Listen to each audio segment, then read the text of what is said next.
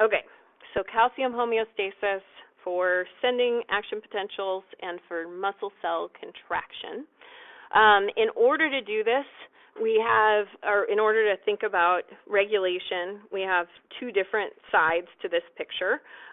We can have either calcium that is too high, too low on this side.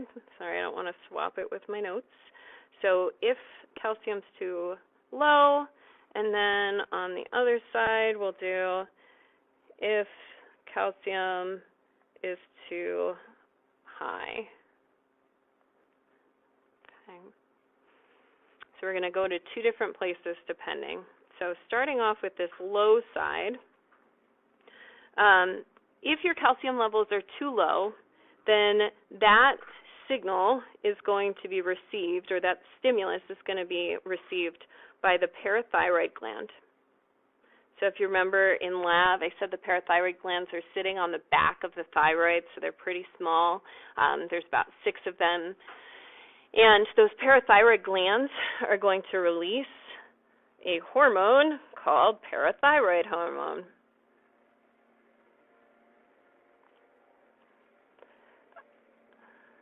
So they're going to release parathyroid hormone. It's also called PTH, parathyroid hormone.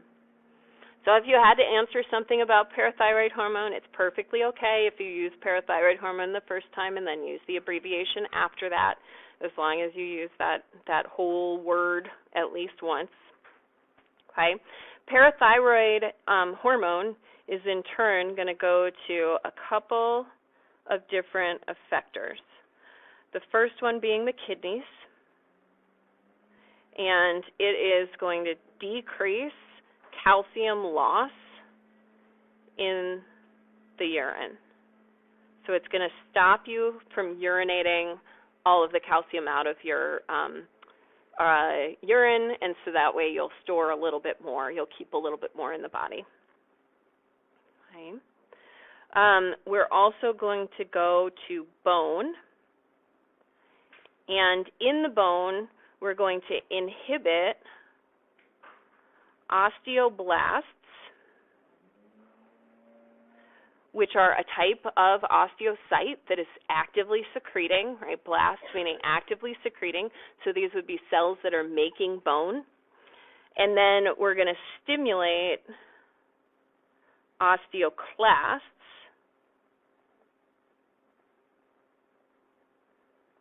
so we're essentially going to break up bone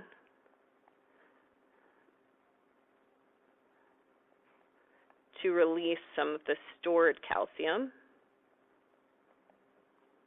And as long as this is small amounts, it's not a big deal. We do this on a regular basis.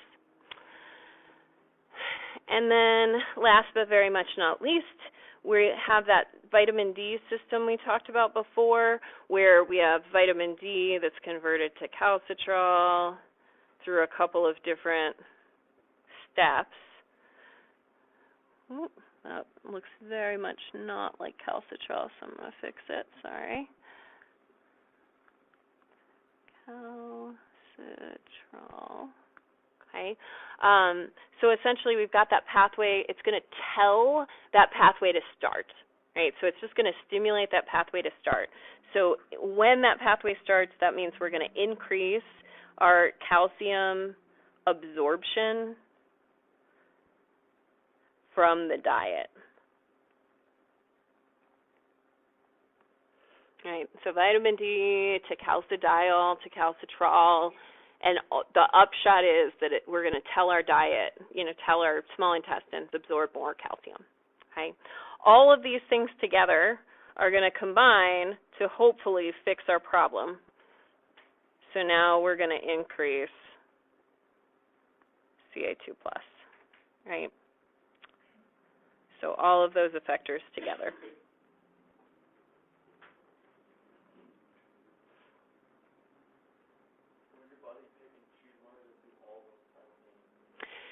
So that's a good question.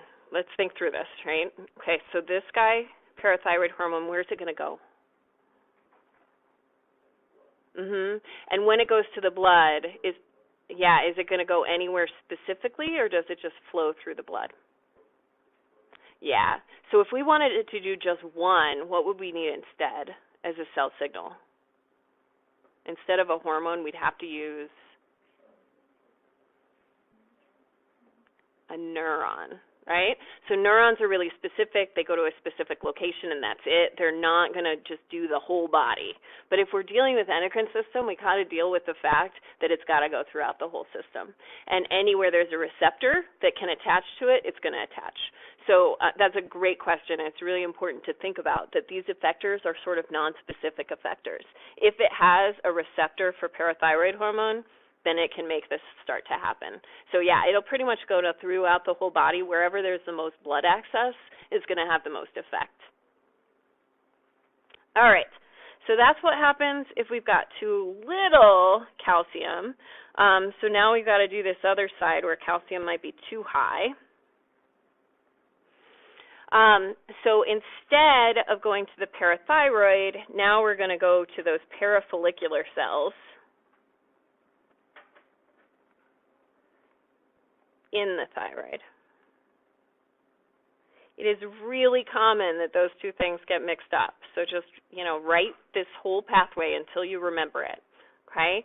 If calcium's too high, we're going to go to the parafollicular cells. If it's too low, we're going to go make PTH in the parathyroid. So we're going to the thyroid, and the parafollicular cells are going to release calcitonin,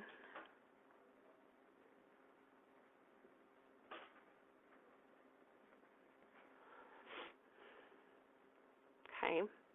We've got some of the same effectors because these are the effectors that help us to deal with calcium. So we've got the bone and we've got the kidney. We're not going to do that whole vitamin D thing because that only works in the increase level. So we can tell the kidney that it should increase calcium loss in the urine. And we can tell the bone to stimulate osteoblasts.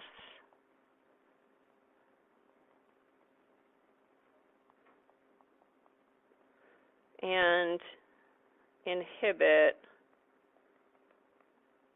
osteoclasts.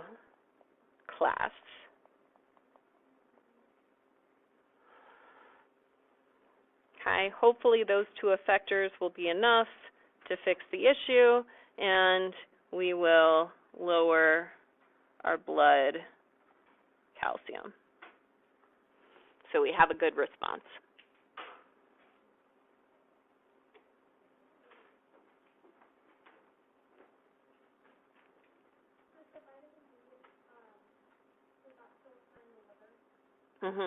So liver to kidney to, that whole pathway's there. It just doesn't fit on this page. Yep. Other questions?